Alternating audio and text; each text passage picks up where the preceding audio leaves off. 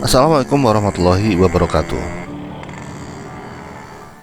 Pada video kali ini, saya akan mengajak Anda ke sebuah tempat yang tidak biasa. Tempat ini agak tersembunyi di balik rimbunnya pepohonan serta gedung-gedung yang mengelilinginya di tengah Jakarta. Tepatnya di Jalan Tanah Abang 1, Jakarta Pusat, berupa sebuah cagar budaya peninggalan masa kolonial yang dulunya merupakan sebuah area pemakaman bernama Kebon Jahe Kober. Ya, pemakaman. Sebuah pemakaman yang telah menjadi bagian dari peradaban manusia di Batavia sejak tahun 1795. Tapi tentu saja saat ini sudah tidak ada lagi yang dimakamkan di sana, karena di lokasi tersebut kini telah berubah menjadi museum bernama Museum Taman Prasasti.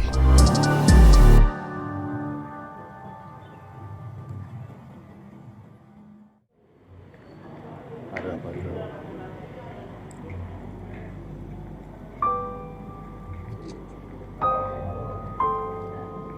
Ketika saya tiba di pintu gerbang museum, suasana tampak lengang.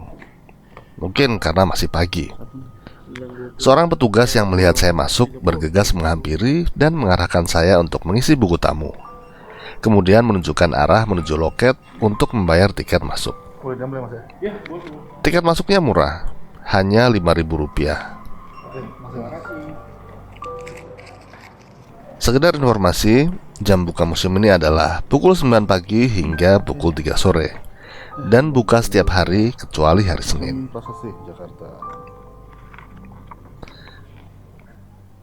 Setelah masuk ke dalam, kita akan langsung melihat hamparan luas yang dipenuhi dengan batu-batu nisan beraneka bentuk, yang sebagian besar adalah nisan orang Belanda. Ya, dulunya tempat ini adalah sebuah pemakaman bernama Kebon Jahe Kober. Sebuah pemakaman seluas 5,5 hektar yang digunakan sejak tahun 1795 sebagai pengganti pemakaman yang telah lebih dulu ada di samping gereja New Hollandse Kerk atau kini Museum Wayang.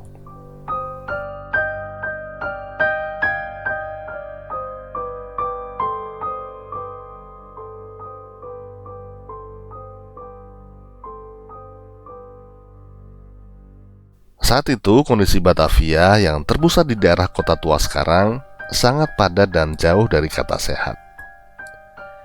Gaya hidup yang tidak sehat dan sanitasi yang buruk menyebabkan wabah penyakit bertebaran di udara Batavia. Kanal-kanal yang dibangun Belanda untuk mengingatkan mereka dengan kampung halamannya justru menjadi sarang penyakit akibat limbah rumah tangga.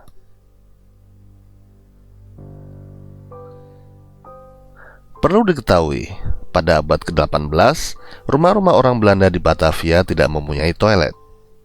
Para penghuninya lebih memilih untuk buang air kecil maupun besar menggunakan guci yang akan dikosongkan di malam hari dengan cara dibuang di kanal-kanal maupun saluran air.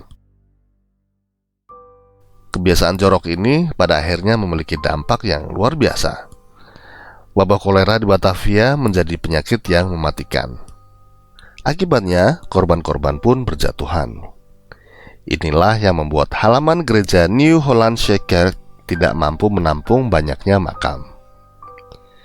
Pemerintah lalu mencari lahan pemakaman baru di luar kota ke arah selatan. Lokasi pemakaman Kebon Jahe dipandang cukup strategis di dekat Sungai Krukut karena dapat dimanfaatkan untuk membawa jenazah dan kerabat pengantar dengan puluhan perahu dari pusat kota menuju Kebon Jahe. Setelah mengarungi sungai, jenazah dibawa dengan kereta menuju ke pemakaman yang jaraknya sekitar 500 meter.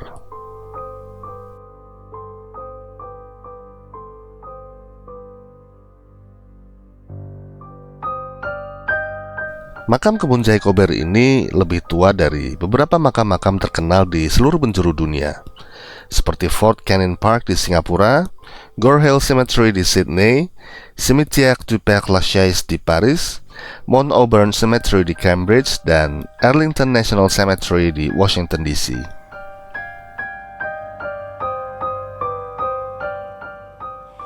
Hingga tahun 1945, kompleks pemakaman Kebon Jahe Kober masih dikhususkan untuk orang-orang asing.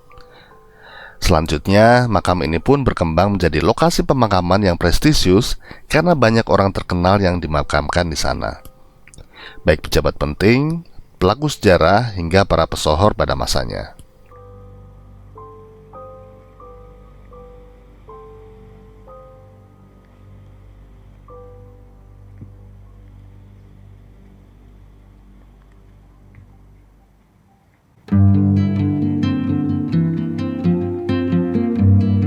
Hingga pada 9 Juli 1977, pemakaman Kebon Jahe dialihfungsikan menjadi Museum Taman Prasasti oleh Gubernur Jakarta saat itu, Ali Sadikin, dan dibuka untuk umum dengan koleksi prasasti, nisan, dan makam yang terbuat dari batu alam, marmer, dan perunggu. Akan tetapi sebelum diresmikan, selama 2 tahun dalam kurun waktu 1975 hingga 1977 dilakukan pengangkatan rangka tulang jenazah pada keseluruhan makam. Rangka-rangka ini sebagian ada yang dikembalikan pada pihak keluarga dan dibawa ke negara asal. Sedangkan sebagian lagi dipindahkan ke pemakaman Menteng Pulau dan Tanah Kusir. Setelah dilakukan penataan, Museum Taman Prasasti menjadi sebuah museum open space dengan 993 koleksi prasasti nisan di lahan yang menyusut menjadi hanya seluas 1,3 hektar saja. Karena sebagian lahan sudah dibangun beberapa gedung yang sekarang terlihat di kiri kanan museum. Lantas, apa saja yang bisa kita lihat di sini?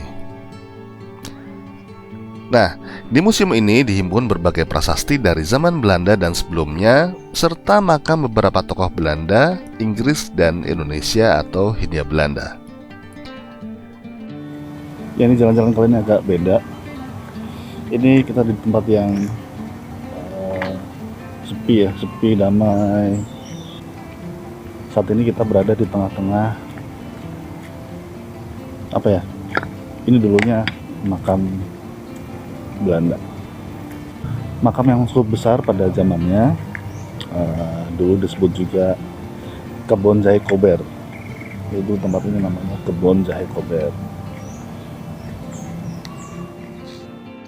Salah satu yang menarik untuk dibahas adalah makam Kapiten Yas atau Father Yas yang misterius. Makam ini dikeramatkan bahkan oleh orang-orang Belanda sejak dulu, walaupun belum jelas siapa identitas Kapiten Yas ini. Ada yang menyebutkan nama Yas berasal dari kata Yasenkerk, gereja yang saat ini menjadi Gereja Sion di Jalan Jayakarta. Ada juga yang menyebut nama Yas berasal dari singkatan nama Jeremias van Riemsdyk, kepala juru tulis VOC yang menjual tanah di belakang Gereja Sion untuk menjadi pemakaman. Yang jelas, Kapiten Yas adalah sebuah nama yang bisa membuat orang bergidik pada masa tersebut. Hingga muncul ungkapan Nar Kapiten Yas Khan ketika ada orang yang meninggal. Artinya, orang tersebut pergi ke tempat Kapten Yas berada. Jadi zaman dulu tempat ini cukup ditakuti oleh orang-orang Belanda sendiri pada waktu itu. Karena pada saat itu angka kematian di Batavia, khususnya angka kematian orang-orang Belanda cukup tinggi. Hal ini disebabkan karena gaya hidup yang tidak sehat. Juga karena banyak wabah penyakit yang melanda Batavia pada waktu itu.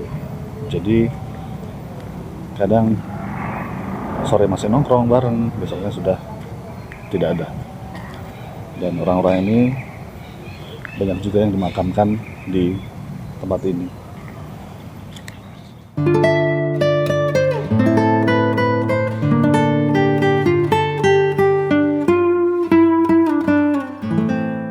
Di bagian lain terdapat pula makam Johan Herman Rudolf Kohler, seorang jenderal yang memimpin tentara Belanda dalam Perang Aceh pertama pada tahun 1873. Ia tewas diterjang peluru sniper Laskar Aceh di bawah pohon besar yang dikenal sebagai Kohlerboom di depan Masjid Raya Baitur Rahman Aceh.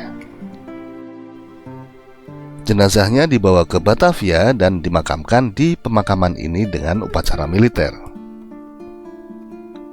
Saat pemakaman Tanah Abang digusur pada tahun 1976, jenazah Kohler kemudian dipindahkan kembali ke Banda Aceh dan dimakamkan di Kerkhof Peucut, Banda Aceh, bersama kuburan prajurit-prajurit Belanda yang lain yang tewas dalam Perang Aceh.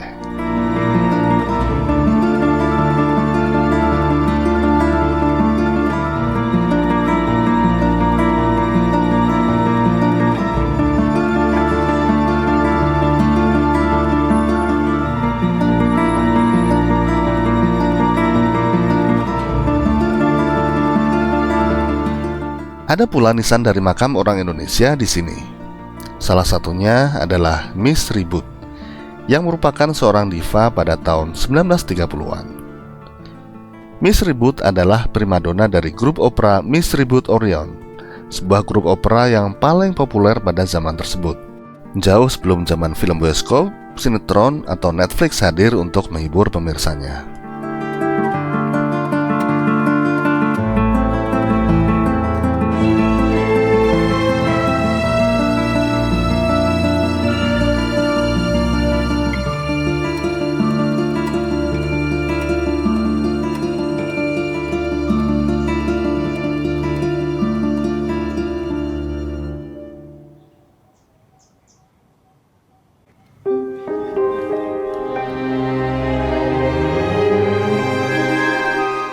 Selain itu, masih banyak tokoh lain yang juga pernah dimakamkan di sini, seperti Dr. Hermanus Frederik Roll yang merupakan pendiri Stovia atau sekolah kedokteran pada zaman pendudukan Belanda, Olivia Marian Raffles, istri Thomas Stamford Raffles, mantan gubernur Hindia Belanda dan Singapura. Juga ada Suho Gi, aktivis pergerakan mahasiswa pada tahun 1960-an, yang sayang sekali saya kemarin belum sempat menemukan nisannya. Juga ada beberapa tokoh gereja Katolik Batavia.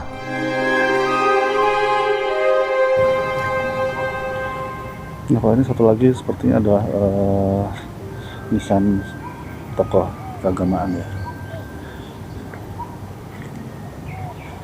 Seorang pastor di Batavia. Wah, udah lama banget.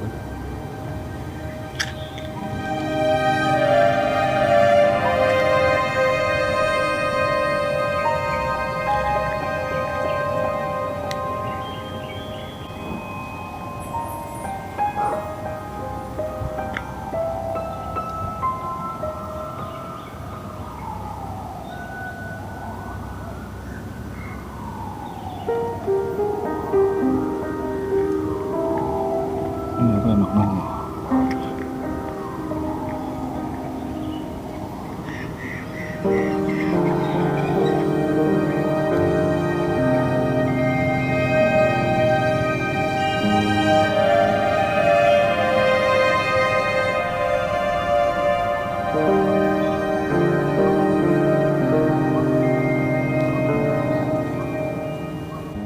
Tapi sebenarnya di kiri kanan kawasan ini sudah ramai pemukiman sih. Jadi ada kantor-kantor, ada kantor wali kota Jakarta Pusat, ada kantor apa lagi sebelahnya. Dan ini sebenarnya kalau siang suasananya sebenarnya tidak sesyahdu itu, jadi agak ramai sebenarnya. Tapi kalau malam nggak tahu ya seperti apa, karena saya juga kayaknya tidak terlalu berminat ke sini malam-malam.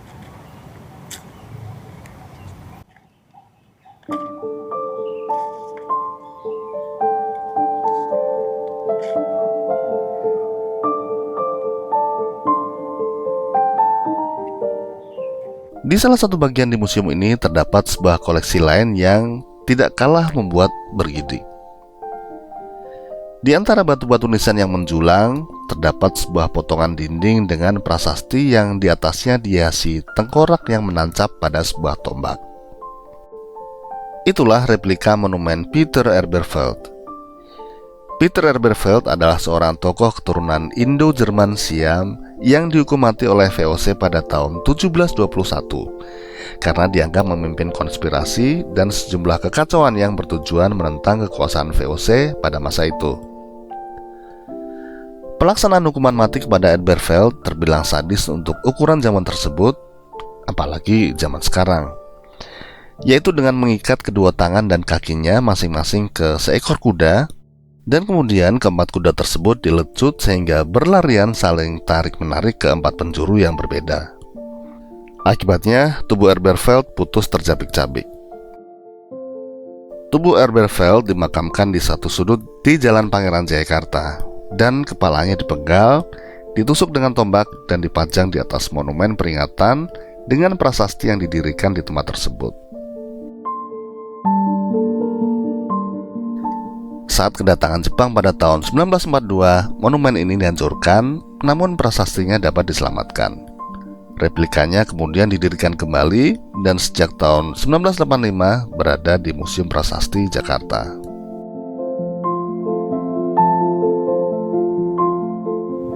Nah, kematian Peter R. Beveld dengan cara yang tidak manusiawi itu ya, jadi ditarik oleh 4 kuda dari 4 penjuru, otomatis tubuhnya terpecah ke segala arah. Jadi dari situlah timbul toponim kampung yang bernama Kampung Pecah Kulit yang ada di Jakarta. Dari sini misalnya.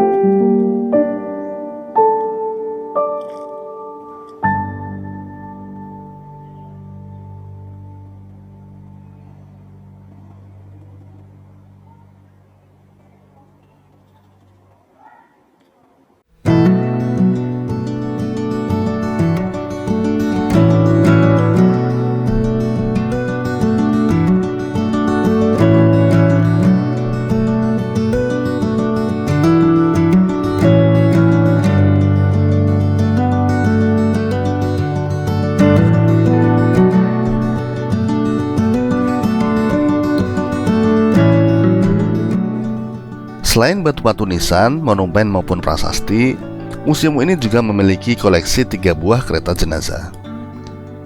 Satu dari kereta jenazah itu, dengan dinding kaca dan terdapat peti mati di dalamnya, adalah buatan Batesville Casket Company Incorporated Amerika, dan 2 yang lain adalah buatan Solo, Jawa Tengah. 3 kereta jenazah ini mudah ditemukan karena berada di dekat pintu masuk.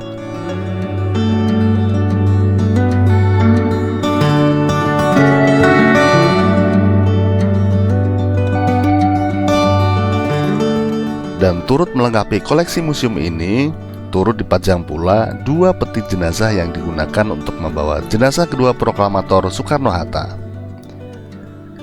Peti jenazah milik Soekarno digunakan untuk mengantar jenazah sang proklamator dari RSPAD Gatot Subroto menuju Wisma Yaso, atau sekarang Museum Satria Mandala. Sementara peti milik Muhammad Hatta digunakan untuk mengantarkan jenazah Bapak Koperasi Indonesia tersebut menuju tempat pemakaman umum Tanah Kusir, Jakarta Selatan.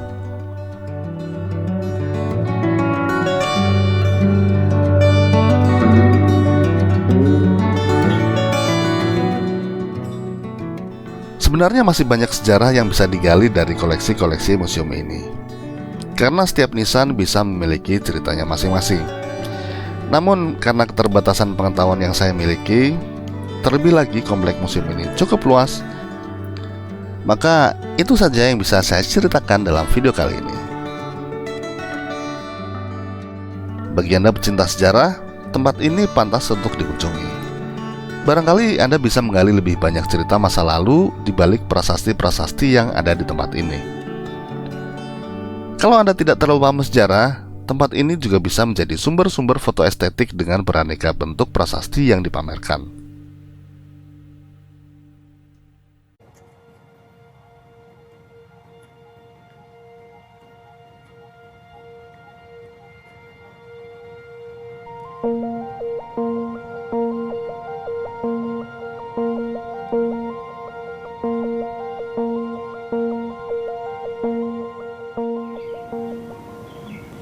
Mana lagi ya? Sepertinya cukup ya, nggak usah lama-lama. Jadi sekian saja video kali ini. Semoga dapat memberikan manfaat. Terima kasih telah menonton. Saya Anjas. Sampai jumpa pada video selanjutnya. Wassalam.